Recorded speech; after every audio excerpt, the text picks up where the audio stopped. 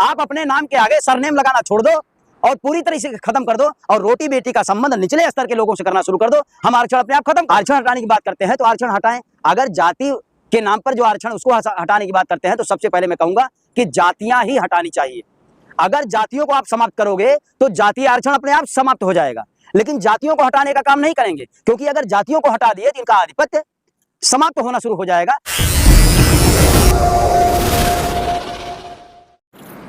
नमस्कार, इस वक्त हमारे साथ हैं भारत मुक्ति मोर्चा के पूर्व प्रदेश अध्यक्ष महेश बौद्ध जी। हमारे चैनल पर आपका बहुत बहुत स्वागत। बहुत बहुत धन्यवाद। अभी हाल ही में जिस तरीके से नीट पेपर लीक हुआ और उसके विरोध में छात्रों ने सरकार को झुकाने का काम किया और दिल्ली के जंतर मंतर पर एक बड़ा प्रोटेस्ट किया, कांग्रेस जनता पार्टी बनी और उसी से सबक लेते हुए अपर कास्ट के लोगों द्वारा, संविधान विरोधियों द्वारा और आरक्षण विरोधियों द्वारा आरक्षण हटाओ करके एक पेज बनाया गया, जिसमें से सरकार से लगातार मांगे की जा रही हैं कि आरक्षण को हटाना चाहिए। तो इसको आप किस तरीके से देखते हैं? सबसे पहले तो मैं उन विद्यार्थियों को बहुत बहुत धन्यवाद देना चाहता हूं कि जिन लोगों ने अपने हक और अधिकार के लिए आवाज़ उठाई और जंतर मंतर पर इतना बड़ा आंदोलन किया। आप उन सभी साथियों को मैं बहुत बहुत धन्यवाद दूंगा। और सरकार के द्वारा इस आंदोलन को दबाने का जो भी प्रयास किया गया वो विफल रहा। उसी श्रेणी में मुझे भी हाउस अरेस्ट किया गया, मुझे 2 दिन के लिए हाउस अरेस्ट किया गया, जिससे मैं जंतर मंतर पर उन लोगों के साथ ना जा सकूं, लेकिन मैं उनके साथ तन मन धन से पूरी तरीके से था और आज भी हूं। क्योंकि जो भी छात्र अपनी आवाज़ को बुलंद नहीं कर सकता है तो फिर छात्र होने का कोई मतलब नहीं होता है। जी, लगातार आरक्षण के विरोध में बीजेपी और आरएसएस, उनके तमाम जो संगठन हैं, उनके द्वारा, आला कमान के द्वारा तो कहा जा रहा है कि आरक्षण नहीं हटेगा, लेकिन जो उस मानसिकता से ग्रसित लोग हैं उनके द्वारा आरक्षण के विरोध में लगातार आरक्षण का विरोध करना अगर कर ही रहे हैं, हटाना ही चाहते हैं, तो मैं भी इसके पक्ष में हूं कि आरक्षण हटाया जाए, आरक्षण हटे। लेकिन जो आरक्षण इन लोगों ने सदियों से हड़प करके रखा गया, मंदिरों में 100% इनका कब्जा है, जुडिशरी में 100% इनका कब्जा है, जितने भी भारत के बड़े बड़े संयंत्र हैं उन सभी पर इन लोगों का कब्जा है। तो अगर ये आरक्षण हटाने की बात करते हैं तो आरक्षण हटाएं। अगर जाति के नाम पर जो आरक्षण उसको हटाने की बात करते हैं तो सबसे पहले मैं कहूंगा कि जातियां ही हटानी चाहिए। अगर जातियों को आप समाप्त करोगे तो जातीय आरक्षण अपने आप समाप्त हो जाएगा, लेकिन जातियों को हटाने का काम नहीं करेंगे, क्योंकि अगर जातियों को हटा दिए तो इनका आधिपत्य समाप्त होना शुरू हो जाएगा। इसलिए जातियां बनाए रखना चाहते हैं और आरक्षण को समाप्त करना चाहते हैं। जबकि आरक्षण कोई धनवान होने का प्रोसेस नहीं था। आरक्षण तो पूरे देश के जो रह रहे, जो मजलूम है, जो शोषित, जो वंचित लोग हैं, उनको देश की मुख्य धारा से जोड़ने और उनमें एक समानता पैदा करने के लिए आरक्षण की व्यवस्था की गई। जातिगत आरक्षण की हटाने की बात होती है लगातार कि जाति के आधार पर आरक्षण नहीं होना चाहिए, क्या कहेंगे आप? मैं तो कह रहा हूं, अगर जाति के आधार पर आप आरक्षण हटाना चाहते हो तो पहले जाति समाप्त करो। अगर जातियां रहेंगी तो आरक्षण भी रहेगा। जातियों को समाप्त करने की बात करो पहले आप। जातियां, मैं कहता हूं जाति आज समाप्त करो, कल हम आरक्षण खत्म कर देंगे। आप अपने नाम के आगे सरनेम लगाना छोड़ दो और पूरी तरह से खत्म कर दो और रोटी बेटी का संबंध निचले स्तर के लोगों से करना शुरू कर दो। हम आरक्षण अपने आप खत्म कर देंगे, हम छोड़ देंगे उसको। जिस तरीके से वामसेफ और उसके ऑफशूट विंग संगठन, राष्ट्रीय पिछड़ा वर्ग मोर्चा, भारत मुक्ति मोर्चा, तमाम जो विंग हैं, उनके द्वारा लगातार ओबीसी की जात आधारित जनगणना को लेकर निरंतर संघर्ष किया जाता रहा है और गांव-गांव पर प्रबोधन कार्यक्रम के माध्यम से लोगों को जागरूक किया जाता रहा है। तो क्या लगता है, जिस तरीके से जो मिशन वामसेफ लेके चल रहा है और उसके विरोध में जो आरएसएस लेके चल रहा है, इन दोनों में समाज को क्या भला हो सकता है? मैं सबसे पहले माननीय कांशीराम साहब को श्रद्धांजलि अर्पित करते हुए मैं उनको धन्यवाद देना चाहूँगा।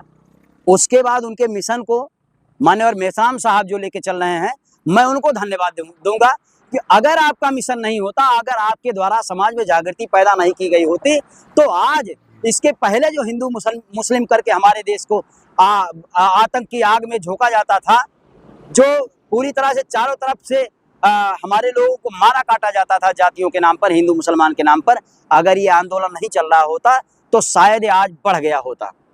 तो मैं उनको धन्यवाद देना चाहता हूँ। समाज में जो आज भी जागृति पैदा हुई है, जो आज समाज के बड़े बड़े मुद्दे हुए, जो राष्ट्रीय स्तर के मुद्दे हुए, मान्यवर मेश्राम साहब के द्वारा उन मुद्दों को लाया गया और आज वो मुद्दे राष्ट्रीय मुद्दे बने हैं। जाति आधारित जनगणना, जाति आधारित जनगणना हमारी सबसे महत्वपूर्ण जो मुद्दा है वो है। क्यों?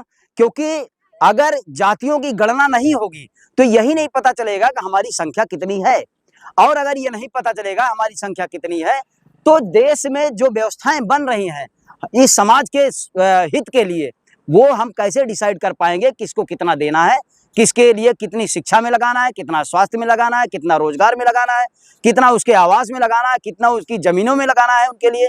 तो ये कैसे डिसाइड होगा जबकि जो जिनकी संख्या बहुत कम है, आप देखेंगे तो जमीनों पर उनका मुझे लगता है, जो मेरा मानना है, 80 से 90% उनका कब्जा है जमीनों पर। संवैधानिक पदों पर बैठे हुए तमाम जो अधिकारी कर्मचारी, यहाँ तक विधायक तक के लोग हैं, तो आरक्षण कहते हैं कि सिर्फ 10 साल के लिए, जबकि आरक्षण 3 प्रकार के थे, रिजर्वेशन, प्रमोशन और राजनीतिक शैक्षणिक आरक्षण। तो हमेशा तर्क देते हैं कि आरक्षण बाबा साहब ने 10 साल के लिए दिया था, जिसको हटा देना चाहिए, 10 साल की समीक्षा होनी चाहिए। हमें तो हंसी आती है, हजारों सालों का कोड है, हजारों सालों की गुलामी क्या 10 साल में खत्म हो जाएगी? आप देख रहे हैं देश को आजाद हुए लगभग 70, 72, 75 साल हो गए, आज भी जातियों के नाम पे लोगों को प्रताड़ित किया जाता है, आज भी जातियों के नाम पे लोगों को चौराहे पर गाली दी जाती है, आज भी जातियों के नाम पर लोगों का शोषण होता है। तो आप 10 साल की बात करते हैं, 10 साल के लिए बाबा साहब ने राजनीतिक आरक्षण की बात किया था, लेकिन उसको समाप्त करने की बात ये लोग नहीं करेंगे। क्यों? क्योंकि पूना पैक्ट से इनके दलाल और भाड़ुए उससे पैदा हो रहे हैं, जिससे उनका लाभ हो रहा है, वो जहां चाहते हैं अपना समर्थन करवा लेते हैं, इसलिए उसका विरोध नहीं करते हैं। मैं तो कहता हूं, अगर आपको समाप्त करना है आरक्षण तो आप समाप्त करो, लेकिन सदियों से जो तुम लोग इसको कब्जा करके रखे हो, पूरे देश के जो भी व्यवस्था है उस पर कब्जा करके रखे हो, पहले उसको समाप्त करो, उसके बाद आरक्षण समाप्त करो।